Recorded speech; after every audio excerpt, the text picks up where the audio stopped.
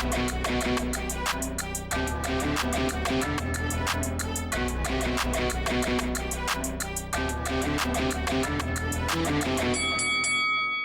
guys, welcome to Boxing Squared for boxing news and views from around the internet. The rising British prospect Frazer Clarke has admitted that he needs to take his time in his pro career and that talk of fast track needs to be stopped for now. And this was following his win over journeyman Kamil Sokolowski, who took him all 6 rounds and actually gave him a few things to think about.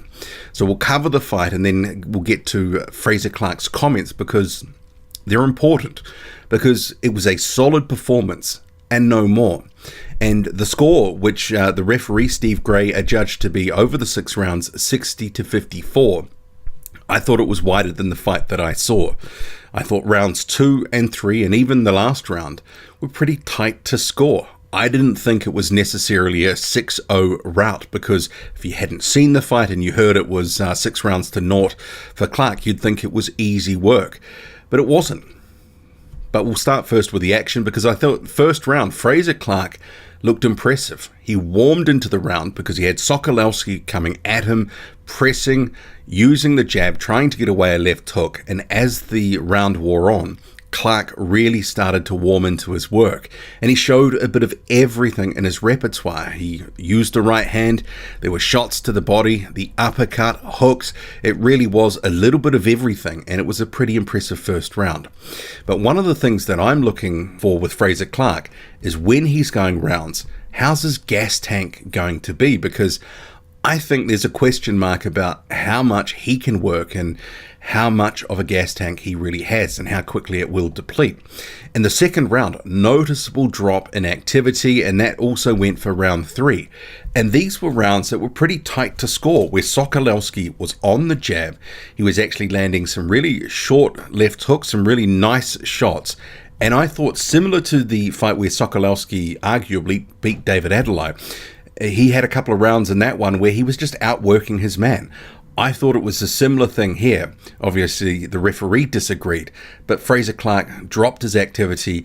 He was throwing largely single shots, and Sokolowski was starting to time him, starting to read his patterns, and having more success in those rounds. It was a good bounce back after that first round where Sokolowski went back into the corner looking a little bit worse for wear.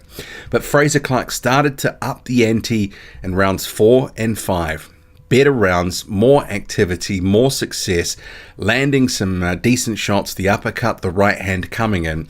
The last round, to me, I thought it was pretty even. A couple of decent shots by both, but nothing to write home about.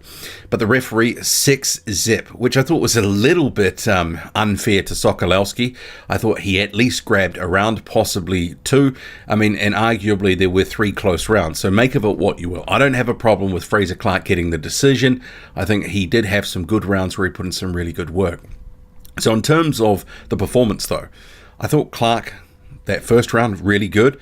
This is the sort of, okay, Frazer Clarke should be against an opponent like Sokolowski, who's a tough, durable journeyman, but he's at a certain level.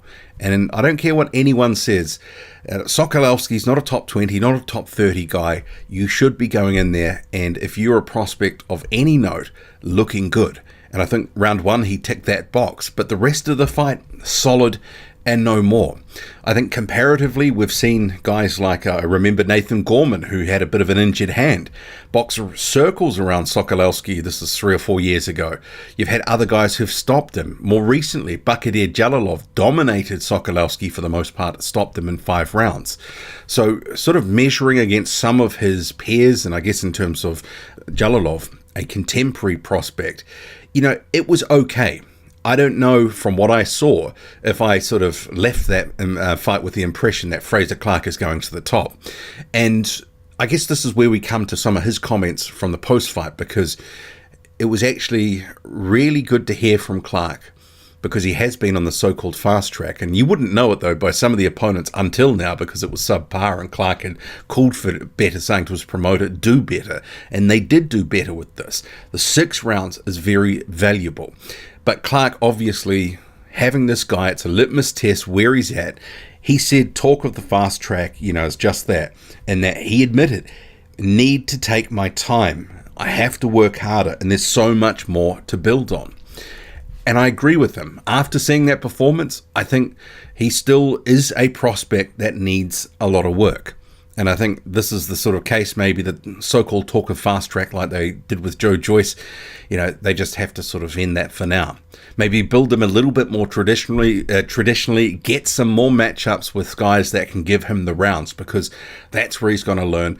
But also, when he starts moving up to 8 rounds, for example, and even 10, all that sort of stuff, I've got a question mark about how much gas he's really got in the tank, because he looked like, to me at least, rounds 2 and 3 and just really actively managing his energy reserves.